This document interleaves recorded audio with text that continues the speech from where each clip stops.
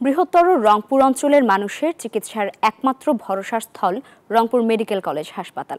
এই অঞ্চলের রোগাক্রান্ত মানুষেরা এখানে চিকিৎসা নিয়ে বেঁচে থাকার স্বপ্ন দেখে।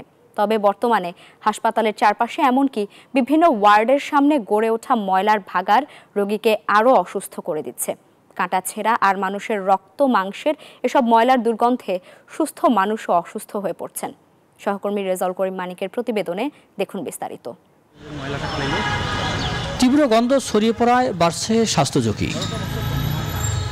হাসপাতালের বিভিন্ন ওয়ার্ড, নতুন ভবনের সামনে, সাইকেল গ্যারেজের বিপরীতে, পূর্ব গেটের প্রবেশমুখ সহ হাসপাতাল চত্বর জুড়ে ছড়িয়ে ছিটিয়ে আছে ময়লা আবর্জনা। পর্যাপ্ত ডাস্টবিন না থাকা সহ সচেতনতার অভাবে সেখানে প্রতিনিয়ত খাবারের উচ্ছিষ্ট ফেলছেন রোগীর স্বজনরা। আর হাসপাতালের পরিচ্ছন্নতা কর্মীরাও ফেলছেন মেডিকেলের বর্জ্যসহ নানা আবর্জনা। এমন অবস্থায় চরম দুর্ভোগে পড়েছেন রোগীর চিকিৎসক ও শিক্ষার্থীরা। সুস্থ হতে এসে অনেকেই হাসপাতালের বাইরে নোংরা পরিবেশে অসুস্থ হয়ে পড়ছেন। ময়লাগুলো আবর্জনাগুলো ফেলাচ্ছে, এখান থেকে দুর্গন্ধ পাচ্ছে।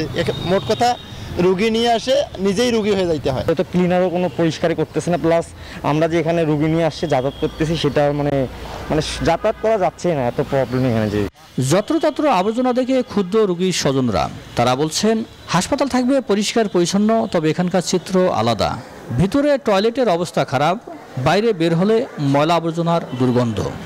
মেডিকেলের বাইরেও একটু দুর্গন্ধ আছে, ভিতরেও কেমন জানি একটা গন্ধ লাগে, কেমন জানি একটা বমি বমি ভাব আসে গন্ধটার জন্য।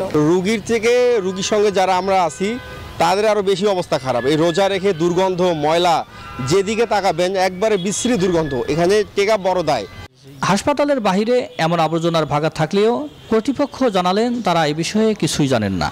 তারপরও যদি নির্দিষ্ট স্থানে ছাড়া কোথাও বর্জ্য থাকে তা মনিটরিং করে ব্যবস্থা নেওয়া হবে। আমার মনে হয় হয়তো ওই সিটি কর্পোরেশন দু একদিন মনে হয় কাজ করেনি যতটুকু মনে হচ্ছে, তবে এগুলো আমরা এই সিটি কর্পোরেশনের মাধ্যমে সরায় নিয়ে যাই। ব্রিটিশ আমলে তৈরি 1000 শয্যার এই হাসপাতালটিতে 255 জন সুইপার থাকার কথা থাকলেও বর্তমানে রয়েছে মাত্র 62 জন। আর ধারণ ক্ষমতার দ্বিগুণ রোগী থাকে প্রায় প্রতিদিন। রেজাউল করিম মানিক, নিউজ 24, রংপুর।